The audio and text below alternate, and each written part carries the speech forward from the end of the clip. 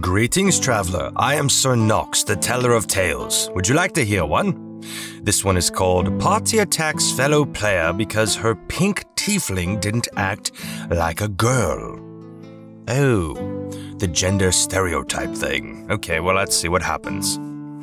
So, first things first, whilst this is my first post, I've been lurking in this part of Reddit for a while, as well as have watched tons of videos of different people reading out horror stories from here, or talk of their own experiences. Also, this story is not technically my horror story, though I was present at the time, and it was the reason I left what had been my TTRPG group for going on 6 years. 6 years, wow, that was a long time. This must have been a big deal. I did ask the permission of the person whose story this is, and she's even given me an update, which I will put at the end.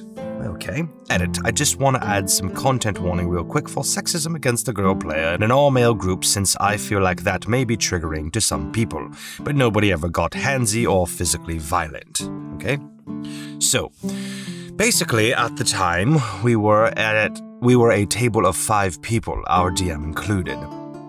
We had been playing together for a bunch of years, like I said, when one of the other players introduced a new person.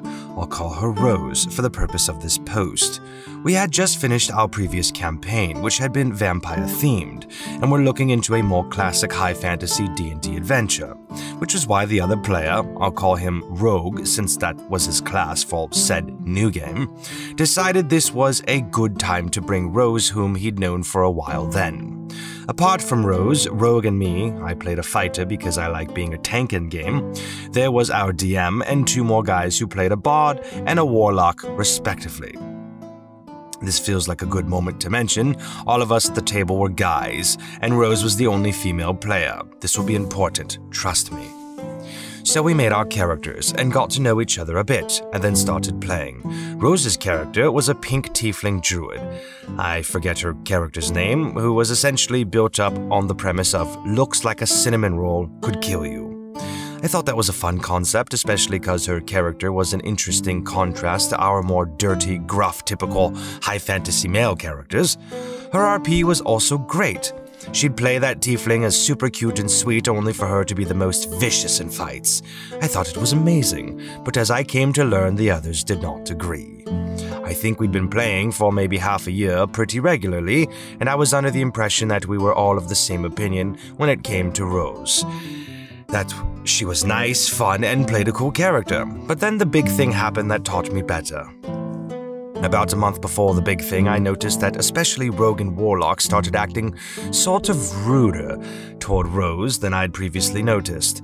But since they'd both just started university, I figured it was maybe just stress. Feel free to call me an oblivious oaf below, because, my goodness, I was oblivious. And didn't say anything. Rose, for what it's worth, did not seem too bothered by it either. But then over that month, everything became more and more tense, and I noticed that our DM seemed to deal her character more damage. But I thought it had to do with something from her character's backstory that would be revealed later, or something, since she never brought it up herself. Then finally, the big thing. A fight against a goon that I think was supposed to be our BBEG, like primary minion or something. DM was definitely dealing Rose more damage than usual now and then. Suddenly declared that the goon mind-controlled Rogue and Warlock. I expected them to protest, but they really got into it. And when DM had them attack Rose's character, they seemed more energetic than all that session. Bard and my character resisted the charm of the goon, but when I wanted to step in and defend Rose's character, DM said I was too far away. Bard did not step in, claiming his character was too shocked. Warlock and Rogue, under DM's lead, punched Rose's character to death's brink, and then the mind control of the goon finally let up. But instead of helping Rose's character, everyone just started attacking the goon. I tried to have my character stop the bleeding and keep Rose's character alive till Bard could hear her. But the DM said I was too shocked to do anything useful. I got mad at him, but he sort of just cut me off and turned back to the fight.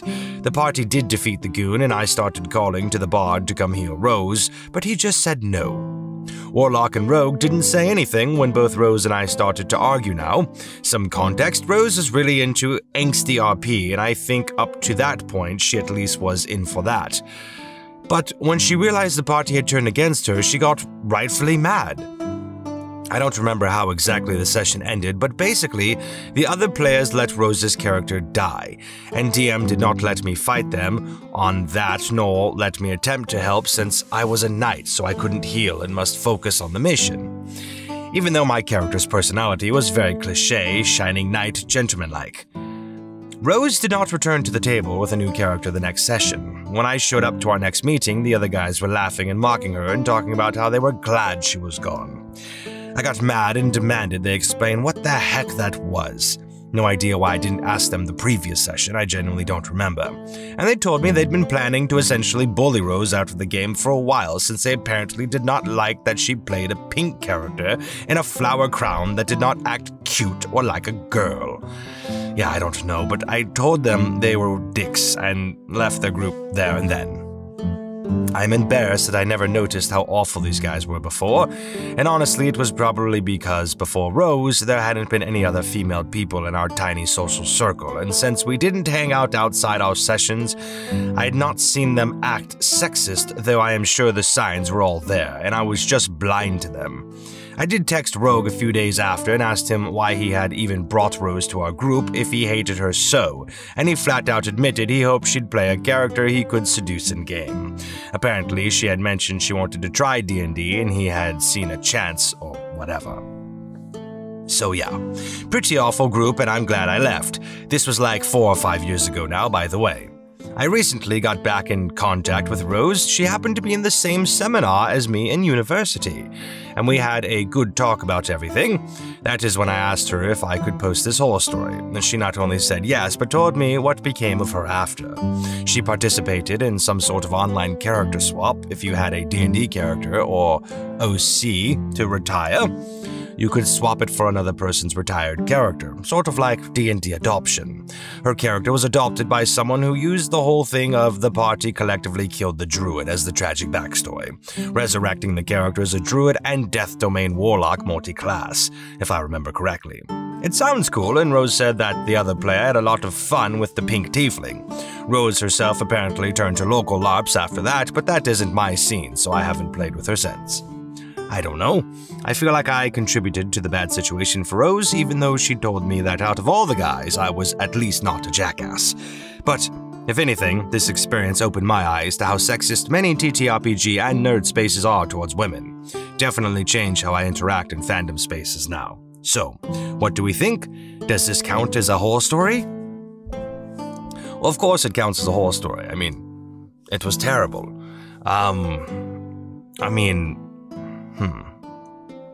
Yes, it was bad. You know, I mean, it's good that you left. It's unfortunate for Rose. She seems to have taken it well. Didn't seem to bother her too much. Obviously, when she saw what happened, she just left after getting mad. Of course, she'd get mad originally. I don't understand people like that. I really don't. I mean, I guess they just, I don't know. To bring someone to a game to try and seduce them, and when it doesn't work out, to turn on them, that sounds like what happened. It sounds like somebody was trying to manipulate this girl by bringing her to a game that she said she was interested in the hopes of trying to get laid. It didn't work because she was probably genuinely there to just have fun. And he got bitter, probably told his buddies, right? And they all just decided, okay, screw her. She's a female that rejected you, put you in the friend zone, or whatever these, you know, insecure types do. And basically what happened was they probably all turned on her then and decided to bully her because that would give them a sense of, I don't know, maybe boost their self-esteem since they felt rejected, which could have hurt his ego, and they were just in on it with him. And they all realized that they probably didn't have a chance because he didn't have a chance, so they also felt bitter some way. I don't know, it just sounds like a bunch of pathetic, insecure little boy stuff. So, it's better that you don't play with them, and good for her for moving on. Anyways, yes, it was a horror story for sure, but I mean,